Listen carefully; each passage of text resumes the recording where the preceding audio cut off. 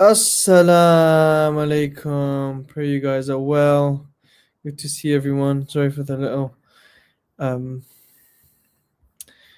we had some technical difficulties. You're still having technical issues. There you go. Okay. Alright, bro. Are we in Mari now? We're in a nice place. Mashallah, brilliant. Alright. That's Sabur on Omad.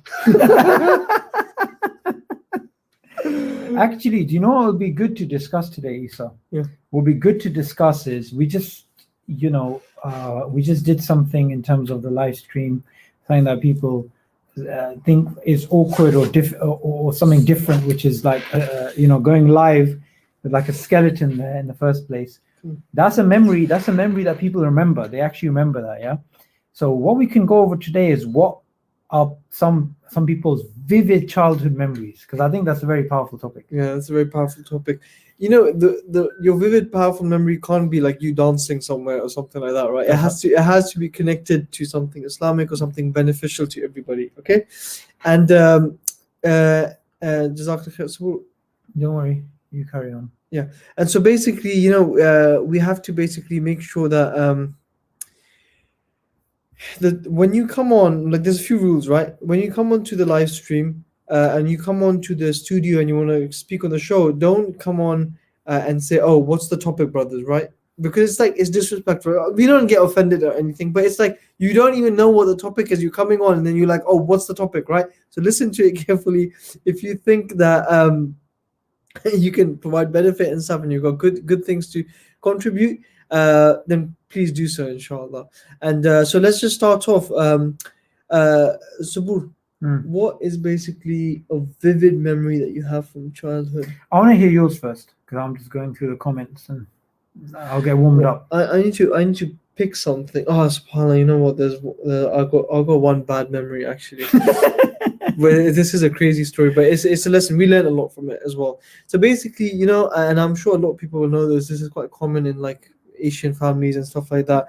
Sometimes when your uncles or something, they're similar age to you, you spend a lot of time with them. Like you're like cousins or friends, basically, right? So my mamu, basically my mom's brother, he our age difference wasn't that much. It was about 13 years or something, which is not massive, right? So we would live in the same house together. Obviously, me, my grandparents, and everyone.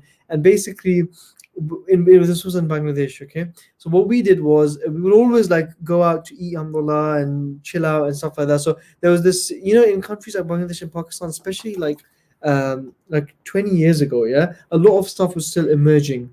Like there weren't these new like malls and stuff like that, and like PlayStation and stuff like that. Everything was coming up right now. So everything's changed. Like Pakistan, Bangladesh, these countries are more advanced in some places than even UK, right? Because everything's been built new.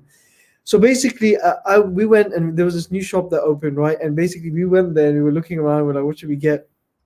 And I remember we ate in Wimpy. The Wimpy franchise had opened there then, like 20 years ago, right? Then now obviously still exists in UK, but they were still expanding. It was really good. Like it was really nice, by the way. Yeah. So next to it, a shop had opened, right? I could still remember it was called Lavender Gifts or something. Yeah. And we went in there, bro, and we we bought these masks. Yeah, like really scary masks. And we were like, let's just buy it. It's gonna be fun. We're gonna like joke around with it and stuff. Yeah. And we bought these masks, and then I remember I bought this set of books. Like I was really young, and I loved coding, and these coding books came out, and I was so silly, right? I bought like all 7 of the books. I was like, I want all of them. And I think I convinced my grandma to buy them for me, and my uncle was like, no, he's a programmer now. He's a very high-end programmer, mashallah, works in London, and he was like, don't buy these, silly. You're not even gonna read them. Just get one. And I bought all 7, and he bought the masks, right? And so then we were driving back home, and he's like, "Oh, it's gonna be really funny. Let me just wear this mask and drive the car." And we were doing funny stuff, like we put the mask on, and we were driving the car, and then we got to the house, okay. And now, we had a few people who worked in the house as well. One of the guys, and this is very common in Pakistan as well. Someone works near the gate. Basically, they look after the cars, opening and closing the gate, and look after all the other stuff, right? So basically, what happened was my uncle said, you know what, let's scare him, yeah, as a joke. Yeah. But you have to understand something. People from the village, and this is something we just don't understand nowadays because we live in the West and with all this technology and stuff. When people come from the village, they haven't seen things before, right? They have not seen sometimes scary movies. When you hear that a scary movie came out and people died like 30, 40 years ago, the stories are true, by the way, yeah? Because some people have heart attacks and stuff and they've never seen it before, right? We've adapted to them over time. So basically, what we did, my uncle said, what? Not only is this mask not enough, I'm gonna get like a white cloth as well and wrap it around my body, right? So I'm just completely thingy. And alhamdulillah, we had mashallah, quite a big house there with a garden and everything from like 100 years ago. It was inherited by a family, right? So basically, we started. My uncle started running around like in different parts of the garden before certain trees and making noises and like coming in from the garden, disappearing and coming back and disappearing, right? And he was telling me, you chuck rocks to distract him. And we did this whole thing, and we were really young then, yeah. And we did this whole thing, and then basically all I remember was the next day, my granddad coming to the room so angry. He was like, "What have you guys done? That guy's got 104 degrees temperature or something. He's shivering. He wants to go back to his village." And then my granddad went up to him and he ripped the mask and he said, "Look, it's not real. It wasn't." He thought it was an actual jinn chasing him and thinking. And me and my uncle, we were like, "What on?" And then, bro, he like went back to his village and stuff like that. God. But we realized from that obviously we didn't know this either. That obviously the family knew and stuff, but we didn't know that. Subhanallah, look what can happen, like, right? And so me and my uncle, we were both like in shock and everything. Or my granddad was crazy. The guy went back, and we both looked at each other and we were like, "Oh man, we need to buy more masks." That's a really, I can imagine that. I mean, I'm from a village originally exactly. in Murray, and I can imagine somebody in the village who's been in the village for a very long time. You turn up one day with even that mask that's over there, yeah, and people sometimes haven't seen stuff like that, something that sophisticated, and they can. Someone said, Choke. for those of you who don't know what that means, Chokidar is basically the guy who basically looks after your door and makes sure whoever goes in and out. Yeah. So they're just taking the actor. But anyways, I think that's this is not. I don't know how we can benefit from this. I guess the one way we can benefit from this is actually, number one, you're not supposed to scare people. Yeah, it's not actually from the Sunnah. Just so you guys know, you're not supposed to scare people because it can have really bad effects, right? Yeah. Imagine if someone dies, right? What are you going to do? Number one. And number two is that you have to understand different cultures and societies and people, and this can be very helpful for the dawah. Sometimes you might be giving dawah and explaining concepts which they just won't understand or connect to, right? Because they just don't think like that. And basically, so these are, I guess that's what we can take away. Number one, don't scare people. Number two, don't you have to understand what kinds of different cultures and different people have different understandings. They have different lifestyles, where they come from, right? So you can connect to people in different levels. So come on, your story. What is it? I think. Okay, so it's not childhood, but it's kind of like teens. So I remember I was 14 years old, and I went to Pakistan, and I remember it distinctly. It was a very different experience. It was 1999. The reason why I remember it is because, when you're 14, 15, your mind's quite perceptive. Your mind's quite, you start going from like, you're definitely not a child anymore. You're an adult, a grown adult, and you start looking at the world. I'm not sure how many people, I mean, I'm guessing this is a very common trend, but I'm guessing a lot of people here, they have vivid memories of as a child when they travel to another country, or if they live in the West, they travel back to their homeland, and just how different things are. I think that's one thing I remember. And actually, even in 2001, when I was like 16, I remember going to Pakistan, and just the way the society functions, the way people are, is so different. It's like a different universe almost, yeah. And the experiences, the sounds, the sights, just how family is structured. You know, I think those things really stick with you. Also, I remember as a child, and alhamdulillah, you know, my father, may Allah give him Jannah, he used to really emphasize that, you know, we're originally from Pakistan, we need to go to Pakistan. I think that's my brother Noor. Is that Noor? Noor, is that you? Noor, is that you? Noor, say something that we'll know it's you or not. Yeah, let's You see if it's- just one let's see word if it's- or one sentence. Let's see if it's Noor. And by the way, he's in Pakistan right now, funnily enough. No. What do you mean no? Is this It's Noor? not him. Oh, it's not him. Okay, my brother's name is Noor Ahmed. So I don't- Brother is Murad. Objection. The TV looks like it's from the 90s. yeah. So anyway, one of the things I remember, Isa, as a childhood memory when I was in Pakistan, is I remember going to my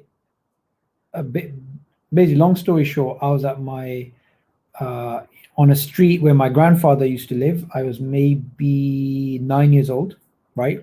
And I remember that there was a plot of houses in Islamabad, and there was a one plot which is empty. There was no house there. So people used to throw rubbish there and just used to be a derelict place.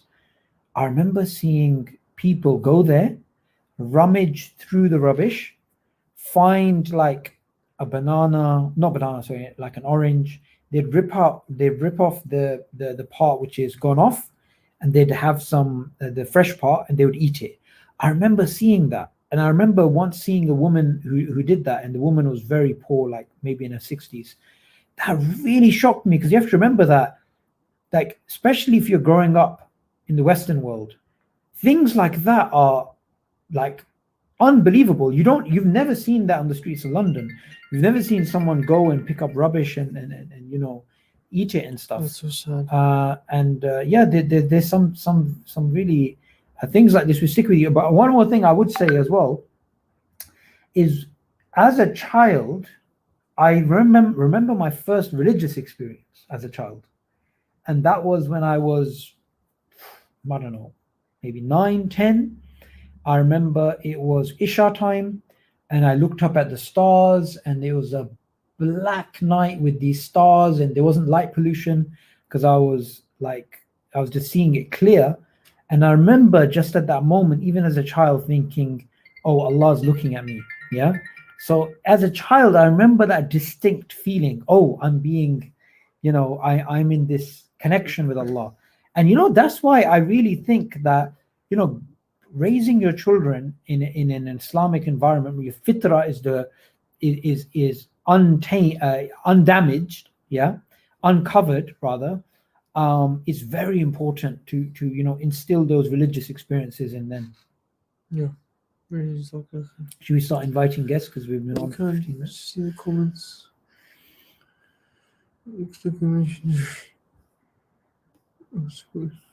Someone said,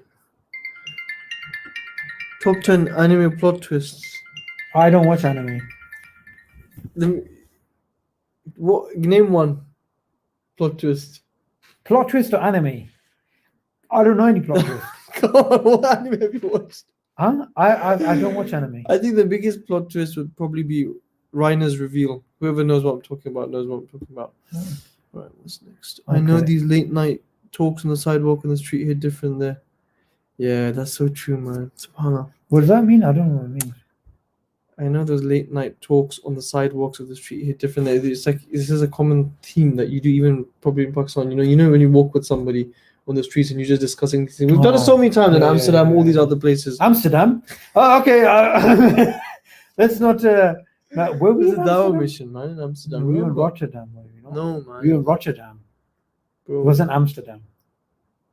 Where we stayed in that hotel, where you were staying in the room, Bro, where it that looked was like not Rotterdam. It was Amsterdam. I'm telling you. Okay. You're talking about when you and Mello and these guys were in the basement. Yeah. Me and Hamza Yes. upstairs. That was Rotterdam. You I know it was Amsterdam. okay? You can ask Saqib. Okay, we'll ask him. Right, what else? And that room where Isa was staying, somebody was hotboxing in there before these guys. Everything, the carpet, the curtains, everything stank of weed. It's horrible. Someone said Elena. All right, you won't get that. Anyways, bro, you know, Wait, look at that. Look like, at my granddad. Look at that one. oh, okay, that's quite interesting. Is there some? My granddad My died da- oh, subhanallah. in the car. My cousin asked my uncle about the angels in the grave. This was 95. My cousin asked, "Can you hear them, uncle? Can you see them?" Subhanallah. May Allah give him Jannah. Look outside and make dua. Where are you coming to Netherlands with Jesus exhibition? Netherlands, I'm not sure, bro. With COVID, it's just crazy. If you don't know, Invite guests. on. Yeah, guys. Where's the link? It's just here. Guys, you can, brothers, just join inshallah, and you can comment and stuff. How to fight against dog? Bro, please just answer this. I'm not leaving this live stream until you answer this question. Listen, firstly, when somebody asks that question, if you don't have your grammar right, it makes it additionally funny. So, how do you fight against dog? Now, when you say against dogs, that's normal. But when you say against dog, it makes it look like there's one overall Iblis dog somewhere who is like the number one Don. And how do you fight against him? I would say, you I don't know. How do you fight against dogs? It's the dog from Hunter x Hunter. I don't even know what that film is. But I think what they say about fighting dogs is that if a dog is coming at you, you have to break its legs, or you have to like grab it and rip up. This is actually not that you go and hurt and abuse dogs, but if a dog is attacking you, in a situation where you can't do anything, right? You're supposed to grab the legs and rip it apart. Bro, what are you talking about? Yeah, of course, man. Like there's famous people who've done it. Like in situations where they get attacked or but this must be a life-death situation. You can't just attack a dog. obviously, that's what Like the dog's coming up to you and just starting to do a little bit of attack. So you just punch it or get it away. Okay, so who's gonna punch a dog, guys? Just No, I mean it's like pretty crazy. Kill it, no, but okay. Anyways, let's bring the people on, inshallah. All right, let's start with Al Yaman Zogol. Or who should we start with? Go on, you do it. okay. So the topic today is Isa. A vivid memory from your childhood. Vivid memory from your childhood. Who are you talking to? Assalamu alaikum, brother. Wa alaikum assalam. How are you? Alhamdulillah, alhamdulillah. How's your day going? Alhamdulillah, it's near the end of the day here in the UK. Oh, really? What time is it over there? It's 7:30 maybe. Oh, 7:30. Yeah. How's you? You're from the States, right? Yeah, I'm from the States. All right. God bless the States. Well, actually, that's not. I mean, one thing I really like about America is that it's openly religious. Yeah. So, I mean, I was in Texas a few years ago. And, that's quite a religious state as well. And it's I actually like it. I actually like it. Like, you go somewhere and people say God bless you, or it's just here. Yeah. God bless Britain. No one says. If a politician said that, it would sound so bizarre. But God bless America. It's a wide belief. So not belief. I'm saying. So I like that. It's very interesting over here because it is kind of sad because there's Sorry, a part he's having a fit of laughter. He's just read a comment. Kick it chin. Why don't you guys speak in proper English? Sticks and stones. Stand still. Oh man. they're making a rap video. Bro, it's too funny, man. SubhanAllah. I said some of the people here. Call Khabib. What if I get more?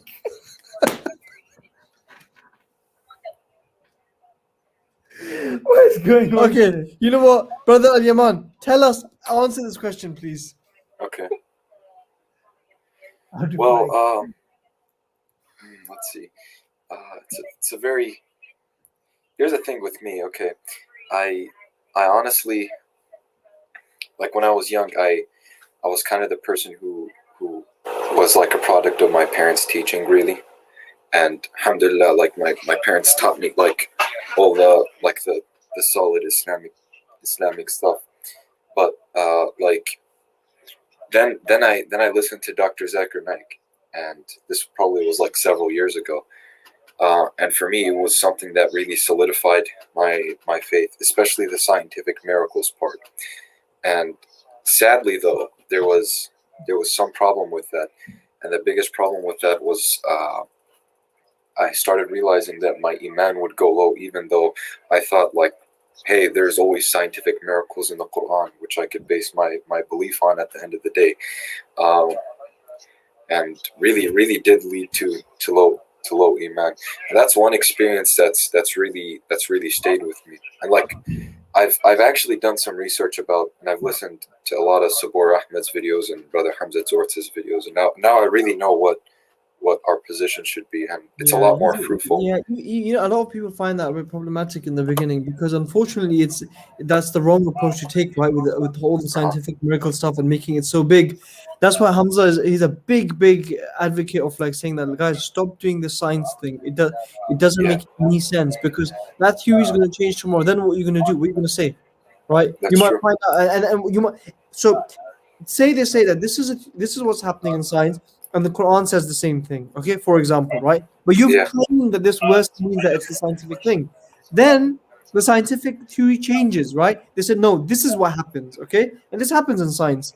And for Yeah. 100 years now, all of these people are going to be like, no, the Quran said this, but now they've changed it. But then after say 80 years, they change it back, and they say no, Yeah. this is how it happens, right? Then you say, oh, it's Yeah. in line with the Quran, right? So it's just problematic. There's no point doing that because even these verses, a lot of them are being interpreted to Yeah. mean it's that scientific miracle. So And- it's just best to stay clear. And it's even flawed sometimes. Like once I was watching and of course mashallah, Dr. Zakir Naik is an amazing person, and like probably he's one of the best, I don't want to say Christian scholar, but scholars of Christianity that could give dawah very easily. But once he even made like a blunder concerning the definition of a scientific theory, and that could have been very detrimental to his argument of using science. But yeah, that's my experience really. I used to depend on science to justify my faith, but now it's a lot more powerful than that. Yeah, it's brilliant, man. Jazakallah khair. That's really good. Yeah. I can relate to that. Jazakallah khair. All right, bro. Assalamu alaikum. Wasi Abdul Quddus Wahid. Assalamu alaikum. It's fine. I'm sorry, brother. You caught me at It's a all bit right. of a It's all right. complicated thing, but I'm just enjoying my Oh, what are you fish. eating? What are you eating? I'm eating basically fish made by my mother-in-law. So I'm just hoping I'm not going to get any food poisoning after that. So No, man. make No, God for me, inshallah. you're 100% from Bangladesh. Yeah, I just wanted to give a quick message because I never get Go around to say that. Basically, I just want to say, Jazakallah khair for all the great work that both yourself and Subir do on, really, clarifying our minds about, some of the things that, puts us in a situation where we end up in paradox, and we're led in a situation where in distress and trauma, and I feel like, just saying based on my experience that, there came a point for me in my life where, basically just on the subject of childhood that. I actually went through atheism at a young age. Subhanallah, I wouldn't say atheism, I would say agnosticism, but it took me in a place where I lost myself, and I never thought that there would ever come a day where like a group of brothers would be together, intellectual, and really elucidate our mind. So I'm really grateful, that honest to God, and really and truly I just want to also ask just a little separate one regarding the Quran. Basically, I just have this kind of confusion sometimes, not regarding the deen, but regarding how when people explain about the Quran and the miraculous nature, often there's a lot of emphasis about the Quran being scientific miracle, and then many years later we Muslims become really confused where certain verses does not really allude to science, it means something else. And so what I wanted to ask is, like, how would you say in simple terms, generally, like when we encounter non-Muslim and have like a starting point about when explaining to them that the miraculous nature of the Quran, what angle should we start from generally when it comes to like explaining to them why is it that the Quran is miraculous. Because reason why I say this, because I've had some dialogue with atheists myself, and they say a lot of things like, how can you say well, it doesn't mean anything if the Quran been preserved, because look at Shakespeare's work. He's been preserved for many years as well, and he's been seen as one of the greatest writers of all time. So that doesn't make any difference to the Quran, like making it out like it's divine, because if that's the case, then Shakespeare work must be divine as well. The way his literary style and so forth. And then they come up pushing different things as well, and then it becomes really difficult to like reason with them. So so I just wanted to just like just know, like, generally what could be a really good starting point, to really capture that understanding, like the miraculous nature of the Quran. Okay. And I'm just going to go back to my fish. No worries, inshallah. I'm going to run through it quickly for you, inshallah. But Jazakallah khair, I think it's definitely people like Sabur and the others who do all of this work. I don't do anything. I mean, I make a few videos here and there. May Allah bless them all, inshallah. So what I would say for you is that the first approach that you take with a person is that you actually bring them to the fundamentals, right? So the first fundamental is, which we teach in Ayra, which is go rap, right? God, oneness, revelation, and prophethood. Go rap. Okay, so first you'd come from the angle of God, right? So you say, look, let's start with the universe, right? Was the universe always there? It can't be eternal. Did it create itself? It can't. It has to be there, not be there at the same time. Did it come from nothing? What experience do you have in life or anything where you see something come from nothing? There must be an all-powerful energy, right? Or some sort of thing that forms some sort of creation. And then you go into that and you go into all the different aspects. I can't run into all of them now. And then when you say that this energy must have a will because there's laws in the universe, it must have intellect and stuff like that, and they agree, and you say, look, does it not fit with Islam, right? With all the other stuff, it doesn't make sense to you. So you go into God, then oneness, then revelation, then prophethood, and then you go through all of them. Especially with the Quran, I think the most important thing is that the greatest miracle, right, is the linguistic miracle of the Quran, right, which is the inimitability of the Quran. Now, the Shakespeare example is ridiculous because everyone can write like Shakespeare, right? I can say, "Where art thou?" right, and I can write like a Shakespearean sonnet or something. People even say it wasn't even him, right? They say it was a group of writers or something.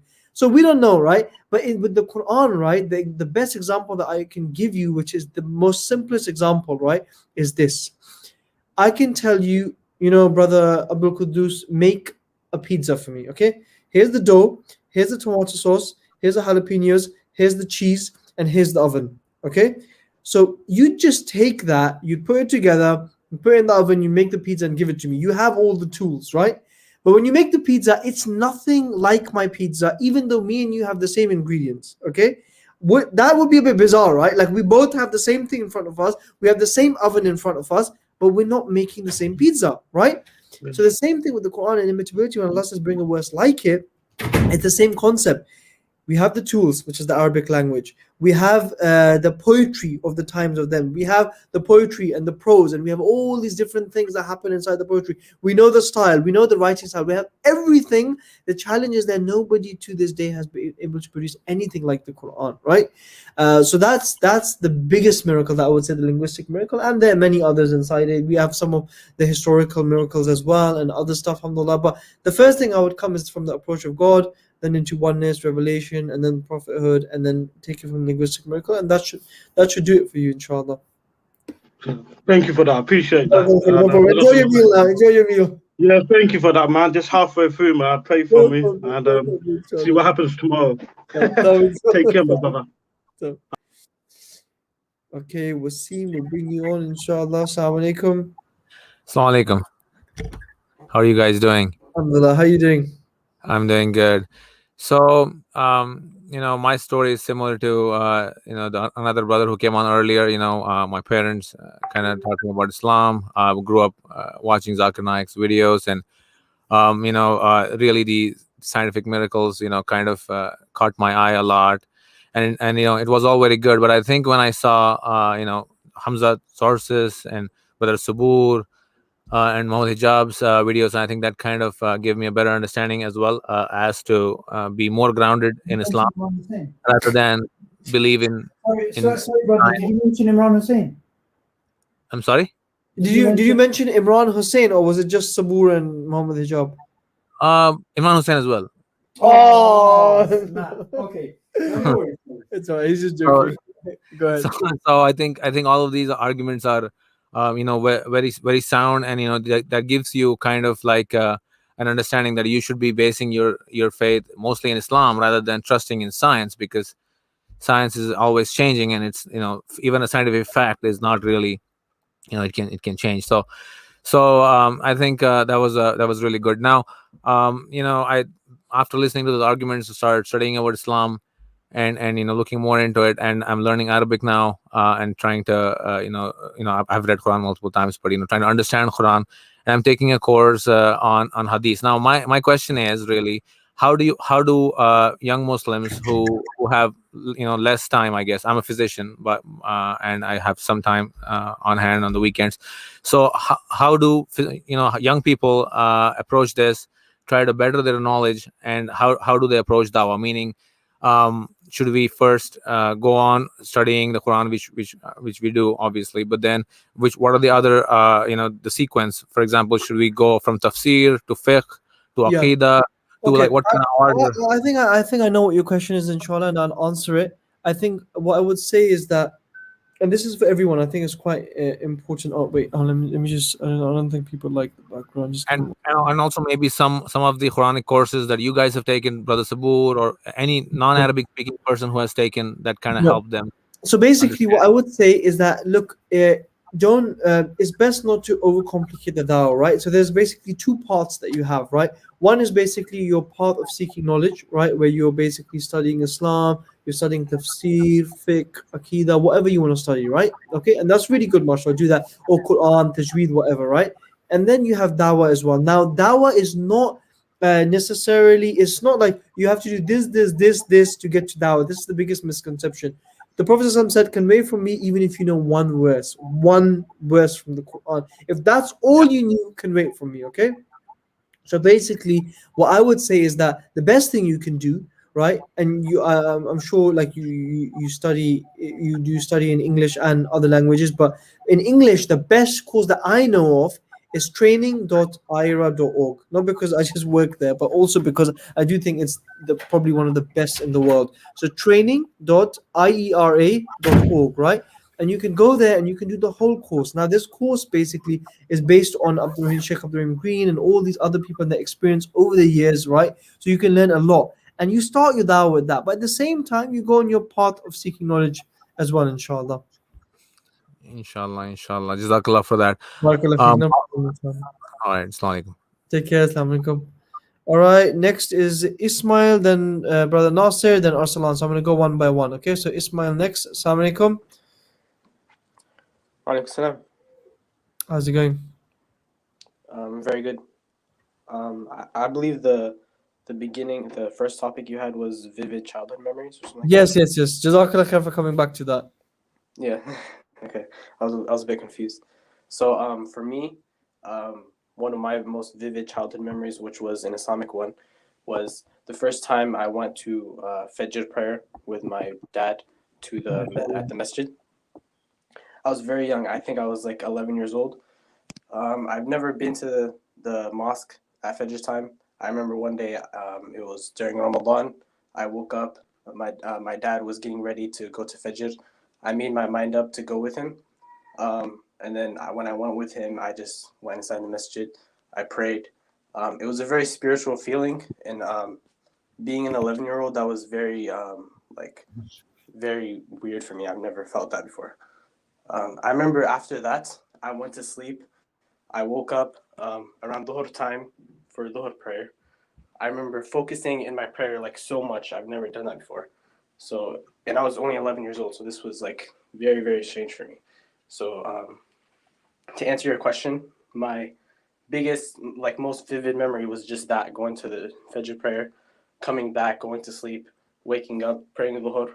It was just like amazing. And I was only 11. So that was my biggest memory. That's amazing. Inshallah. And these memories always stick with you, even though at the age of 11, like you said. Yeah. Yeah. Jazakallah khair, Brother Ismail. Thank you. Assalamu alaikum. No problem. Assalamu alaikum. All right. Next is Brother Nasir. Let me bring you on. Assalamu alaikum. Wa alaikum assalam wa rahmatullahi wa barakatuh. How are you, my brothers? Alhamdulillah, alhamdulillah. How are you doing? MashaAllah. Alhamdulillah Rabbil Alameen. I've been doing dawah now for a couple of years. I wasn't always practicing, but like your subject is, mind asylum. It's sometimes it's Allah who does all this. It something clicks in your mind. Your inclination that you should be doing something. And when you run towards worldly things all the time, you get away from the akhirah. So I've been doing dawah a little bit in markets with my wife. So when the ladies ask questions, my wife sort of answers their questions, and when the men come, I sort of take over. Just a couple of questions. I've got a granddaughter who's 6 years old. She's trying to be Hafiz al-Quran after seeing Maryam and Fatima's video, so I've been teaching her as well. And she, children 6 years old, they come up with some really unusual questions, which are sometimes you can't answer or try to explain to them in the right way. There's just two questions. The ones have already been asked. I asked Brother Hamza on his Hamza's arena, and he kindly explained to me, which was nice. The other question she asked me was, and I've been trying to do some research on it, and maybe you can shed some light on it, is that when Allah subhanahu wa ta'ala tells us in the Quran that on the day of judgment you will be rewarded and punished. And she was asking me, Nana, why will Allah also punish us in the grave as well? That Rabbana atina fi dunya, we will be rewarded in this world and in the akhirah. But then at the same time, we will also pray that Allah save us from the punishment of the grave as well. Now she's saying, will we be punished in the grave as well and rewarded in the grave as well? If so, then why in the akhirah as well? Could you shed some light on this, brothers, for me, please? Okay, so what I would say, firstly, before I give my answer, Jazakallah khair for joining us. I'm a little bit worried about giving an answer because obviously I don't deal with, kids' questions. It's a different arena. I would say generally, I do want to give a picture. You see, at the age that she is, she's not at the level that she could understand what are evil sins, such as killing, rape, murder, drinking. She doesn't understand. Yet we're introducing her to the concept of Allah punishing. Yeah. So, and this is a very typical thing within the Asian subcontinent, that sometimes we can overemphasize the punishment. I'm not saying you're doing it, however, that can come across. So I would say we need to just, at this age, maybe, and I definitely recommend you look up other stuff. I could be totally wrong here. You just say that, look, that's for like evil people. And when you're older, you'll understand. But the thing is, you don't need to answer the question too much. Because what you really want her to do is to understand Allah is Ar-Rahman, Allah is Ar-Rahim. And then as she gets older, and then children, then they have a moral compass. That's evil, that's good. At the moment, she doesn't do that. At the moment, evil for her is a high school bully. Evil for her is the witch in Frozen. But I just made that up. Yeah, I don't even know if there's a witch in Frozen. You've seen Frozen, basically. I'm just saying. And don't go into a song or anything right now, Yeah. And then you will. And then for her to understand punishment, it goes over her head. Yeah. So I would say do it that way. Right now, don't focus on those questions. Get her to focus more on the love of Allah, and later on, then you can explain to her. Because I think it's like, you don't want to make her think that Allah's just there to just punish people, and that does sometimes happen. We've come across cases like that where people all their life they think, that Allah, they think of Allah as some sort of cosmic head teacher. Yeah, and we don't want that. I mean, Allah introduces himself as Ar-Rahman Ar-Rahim. That's his introduction and everything. So that's very important. And of course, when she's older, slightly older, then she'll start to see there's evil things happen in the world. And then Jannah and Jahannam make a lot more sense, especially Jahannam. But anyway, I don't know after that, Isa. Yeah, no, I think you're right. Yeah, I think what we know is that Prophet said that in the grave, that basically if somebody goes in a person from the person if someone from paradise enters the grave, someone who's destined for paradise, a window from Jannah opens in their grave, and basically and the grave is as far as the eye can see, and it basically, and their good deeds come in the form of a person, all the salah that they prayed, and it's like that. But for the person who is not, it's so much so that their ribs will go into each other. So from that, and I think a lot of other hadiths we know about the punishment of the grave and stuff, and yeah. But I think Sabur is right. Generally, show her about the what was right for her age right now. But before we stop, I want to ask you one thing. How do you get a beard like that? I never had a beard before. Never. 6 years ago, I never had a beard. I was always clean shaven. I wasn't on the right path, Yeah. but Allah guided me. Alhamdulillah. I went for Hajj, and before Hajj I practiced, and to how to do the Hajj, and memorize some surahs, and started learning the Quran. And the beard just grew, and then at the time I got diagnosed with prostate cancer, and it was they gave me 6 months. Well, the doctors gave me 6 months, but Allah knows best. This was 2015, and when I had to go for my chemotherapy, all my hair and my beard, and I was hurt more losing my beard than the cancer itself, or the suffering I was going through. I thought, oh my God, at Hajj, and when I came back, I had a beautiful beard, and now it's all gone, and how it's going to come back in patches. Will it ever come back? I don't know. I love the beard so much, but in Allah's wisdom, alhamdulillah, it's come all back. Oh, mashallah, Mike, it's come back amazing. You all beard model. But you, mashallah, have beautiful beard. Brother Sabur has very, mashallah, beautiful brother. Has a good beard as well. And just one more question before not a question, just a comment I want to make. Brother Sabur, I watch all your videos on YouTube as well, and I was astonished how you dissect or pull apart these atheist allusions of there is no God, and it's amazing. I mean, some of the quotations and the words you come out with. I'm not very academic, but I think well done. We got a brother, a Muslim brother. He's very, and your debates as well. What was that guy? Not James Wood. One of the young in America, the young boy who's an atheist. I forget his name now. Aaron Ra? No. What's a young boy, bro? How is Aaron Ra a young boy? He's a very atheist person. Anyway, never mind. But you do a very good job, and as you do, Brother Isa as well. And keep me in your du'as, inshallah. And I will look forward to. We'll have you on next week again, inshallah. Inshallah. Thank you so much. Where are you from? I'm in Chigwell in Essex. Oh, nice. Oh, mashallah. Okay, local. Where are you? Northwest London. Oh, Northwest London. The other side. The other side. Well, we can't visit. It's a lockdown. Yeah, that's right. But you yourself and SC Dawah and EF Dawah and Dawah Wise and all the other brothers who are doing these channels, it's a beautiful, beautiful thing that you're doing. It's keeping everybody not being educated at the same time. It's giving people to do and making their faith more stronger. And people like myself who is new in this Dawah, I'm just doing Ayera's Gorap as well at the moment. Mashallah.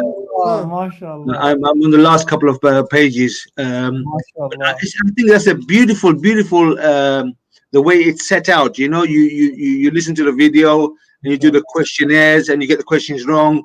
And although you can carry on, but it's nice to go back and get them right again. And you think, I'm sure that was the answer. That was the right answer. So it makes you think.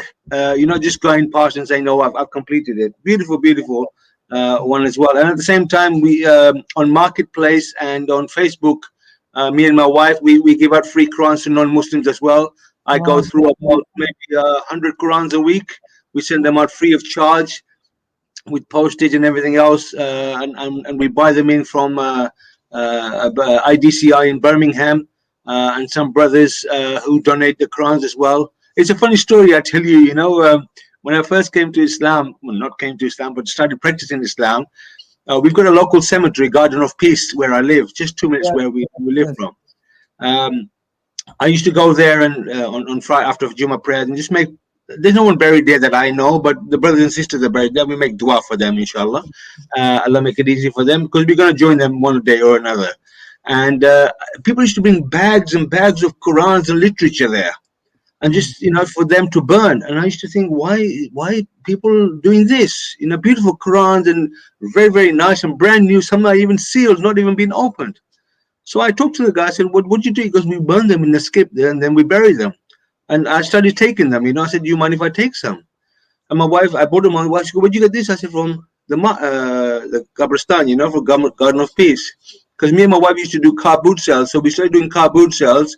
And we started giving free Qurans there. And then people wanted English ones and German ones and French ones and Hebrew ones and all the other languages. So I have a whole library at the back in my shed, where we distribute free Qurans as well. Make dua for me as well, the Qurans that we give, inshallah.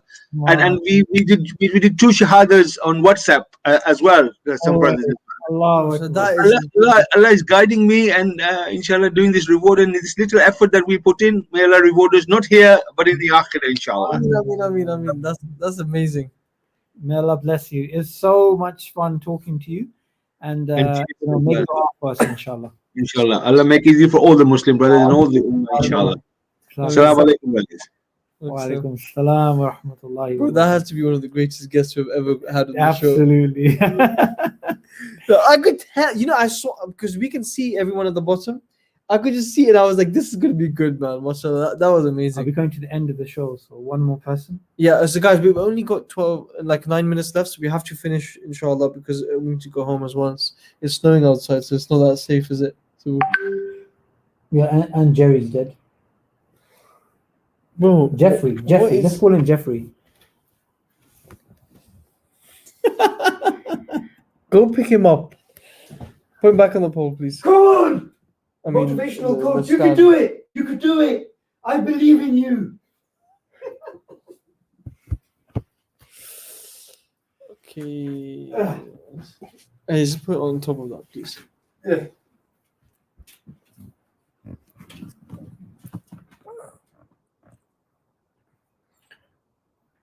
So you have one job to do. Don't mess it up. Everyone's watching you. Alright. Okay, let's continue, inshallah. We have, In regards to the topic, I do have one story to share. I was in school quite young. I went with my parents for Umrah. And when I was actually looking at the Kaaba, I saw everybody weeping and crying, and I thought there was something there that made everybody cry. So I tried to go near, and as I went there, I made dua, and I realized, I was looking at myself like, why am I not crying, and why are all these people crying? I don't know. It's just such a silly feeling at that time when I had. I just wanted to share it with you. SubhanAllah. Were you there or was it a dream? No, I was there. I was in school. I was quite young. I didn't understand much of it. Ah, I see. Mashallah, very interesting. Yeah. Brilliant. Jazakallah khair. Okay. Yeah, that's it, I guess. So, any other memories that come back to you that you want to share with people?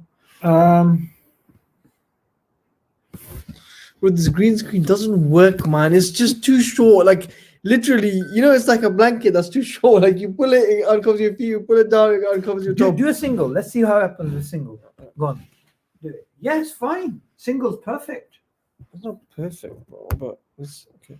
Yeah, single's good. Yeah, it's better. All right, you stay out. This is my show now.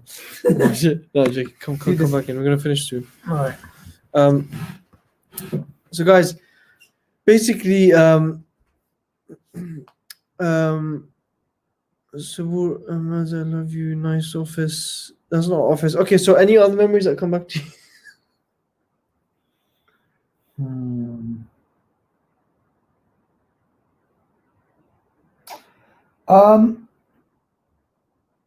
I mean, it's a bit of a weird one, but when you live in the West, certain memories, and it shows you the power of social, the social engineering, the social environment. When I was a kid, I remember it was Christmas, and I remember everybody, my friends at school, the whole society, and this is when we were living in Oxford, and it was like the winter time. Of course, it's December, it's going to be the winter time. And, I remember, thinking to myself, oh, everybody's celebrating Christmas. Why aren't we celebrating Christmas as a child? And obviously, we as Muslims, we don't celebrate Christmas, right? But later on, when I was much older, I remembered that and I thought, oh my God, that's the power of your social environment. That as a child, I had no idea what Christmas was, but I was upset because everybody was celebrating it, but we were not celebrating it. And it made me very sad. And I remember that. And it's a good lesson in terms of how the society can affect you and how you're affected by the majority. That's crazy. Can you answer this question? What's that?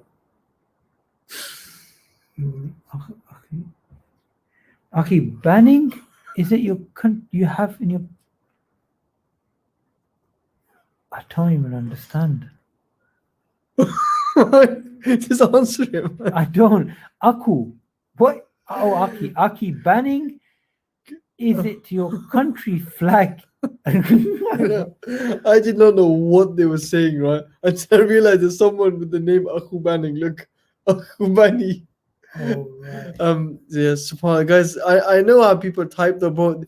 I was holding myself back with the other guests. I was seeing these comments coming up with the dog, and they were just so funny. Someone was like dog 101 lessons, but it was so funny. How to protect against dogs. Yeah.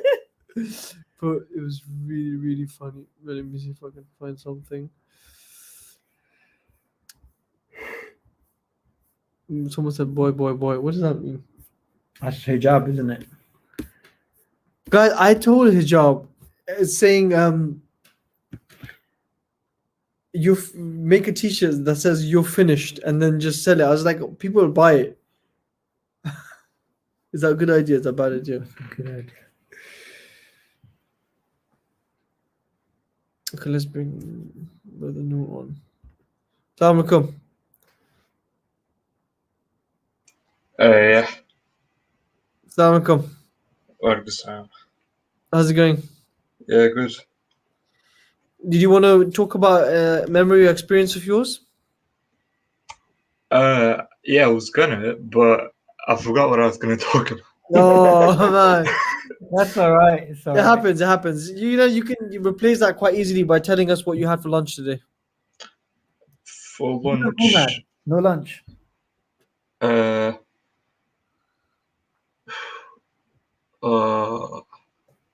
think it was like a packet of crisps. No way, you're on diet. Yeah. MashaAllah, brilliant. Jazakallah khair. Cool. All right, now when you remember it next time, come back on. Yeah, I'll come back. Welcome. Assalamu alaikum. All right, that's about it. I guess we don't have anyone else. Bro, tell Muhammad Hijab I will knock him out in boxing match. Who's that? Bolan Jodi. Right. I definitely buy that, says Saad Hussein. All right, there's a lot of demand for this. All right, Jazakallah khair, everybody. Be back next week for Mind Asylum. And hopefully... Look, someone just said something. Wait. What? What if Hijab, someone said girl, girl, girl, because equality, question mark. What if Hijab started to say girl, girl, you get destroyed. You finish. Wow, that's so funny. You know, how far are you going to take it? Like, with this thing about, we have to change everything, yeah? You can't even say history. You have to say her story. That's nonsense. Is it? What's your pronoun? Sorry, guys. All right. Oh, don't reveal the green screen, man. Let them think it's oh no, it's green. Anyways, Jazakallah khair, guys. Inshallah, we'll be back next week. Comment below what topic you want us to cover next week, inshallah, and we'll go through it. I want to fix this green screen. Like, that's how you fix it, bro. There you go. So what happens when you get a haircut? Oh, there's a gap. Yeah, but you could just do that. No, it's not. Okay. We're gonna get this right before we stop today. There you go. No, come Okay. like that. Yeah. No, man, you can see on the side. Okay, there you go. Right, Yeah. come Now There you go. Yeah, Done. Come, get in the shot, man. Oh, you're gonna stay there the whole thing. So we're freaking people out. Like, That's what my daughter does on my live stream. She sticks her face right there. that is too You know, funny. I had Sheikh Fadl Suleiman on the live stream, yeah? And she turned up, looked at him and said, "You're funny." It was hilarious. You know, Jazakallah khair, everyone. People say thank you. My daughter, yeah, she thinks I'm always talking to people. I'm like, Sabu, bro, yeah, what's going on? Should I pick you up? Blah blah blah. She thinks everyone I speak to is someone called bro. It's all one person. It's all one person. She's like, "Are you speaking to bro?" That's quite funny. Sabu get a fresh fade. Guys, I did say to Sabur that basically if he colored his hair white and he wore a topi, he would look like, you know, those US judges who wear that thing on their head with the white hair locks hanging off. All right. I think we've done enough of this live stream. All right. Today, inshallah. Until next time, everyone. Jazakallah khair. Take care, inshallah. Assalamu alaikum. Oh, sorry. I was going to do